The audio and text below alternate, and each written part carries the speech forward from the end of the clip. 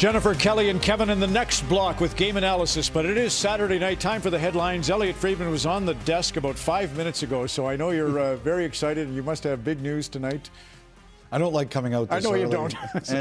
William Nylander, let's start there. Look, it's getting close. The principals aren't talking. The Maple Leafs fly home from San Jose on Sunday, and we could see this as soon as Monday. And I do believe the AAV for Nylander is going to be around $11.5 million a year. Now, obviously, there's going to be a ton of debate about this. I think, quite simply, it came down to one fact. The Toronto Maple Leafs wanted to keep the player. They think he's a good player and a big part of their future. And this was the price that it took to get him for 8 years. And that's what they're going to do. So I think we could see it as soon as Monday, around $11.5 million a year. What about the percentage of the cap? And does this 13. put them in a real 13%? Okay, you answered that. The core five, does this put them in a real bind, or is cap going up? Solid? Cap's going up, and you know, like the one thing is that the calendar dictated you had to deal with Nylander now, so they had a choice, and I think they said we want to do this, and then we'll deal with everything else as we have to. How about Connor Bedard? Fractured jaw, any update? So Connor Bedard, the Blackhawks announced today he's got a fractured jaw. Just really unfortunate. He's great to watch. The Blackhawks player said today he was terribly disappointed. I think hockey fans are terribly disappointed. There's no timeline as it stands. They need a couple more days to check all the imaging to see how he responds. We'll see what the timeline here. Jack Hughes, you heard Quinn say in the pregame they are hopeful that it's not too bad. I think that's the wish right now. Now, you guys are wondering if it was arm or leg related. I believe it's arm related.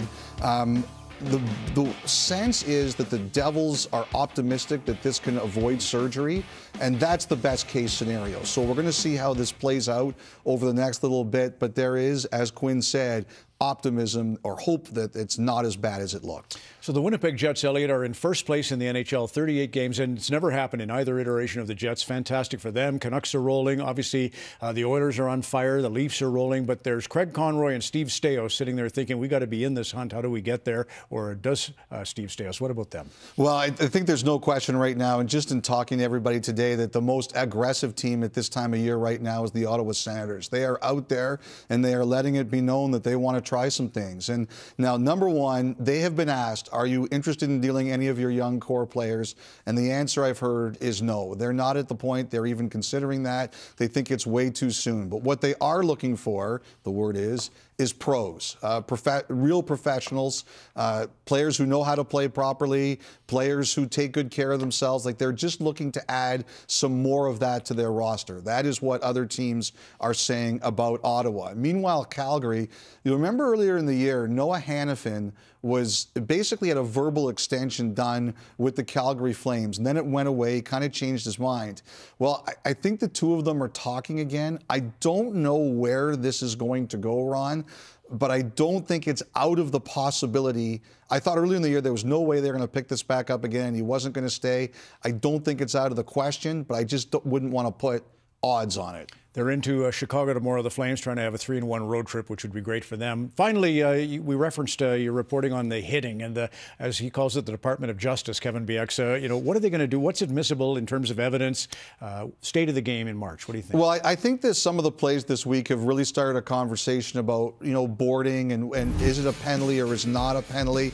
Like, this is the one that got a lot of attention, first of all, because it's Toronto, and Bobby McMahon was tossed out of this game. This was another one. Stevens for the Canadians got a minor penalty for this, and I think a few managers are asking, is this, and players and coaches, are those actually penalties? So I do think this is the kind of conversation that's going to come up at the GM meetings in March.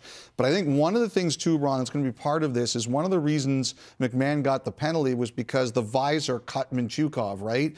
And I think there is going to be a conversation, if a player gets hit in the boards and is cut by their own visor, should that even matter? Because it was the visor that caused the injury, maybe not the hit. So all of this is going to be discussed over the next couple of months. Elliotte Friedman, your Saturday headlines. Terrific, Elliotte, as always.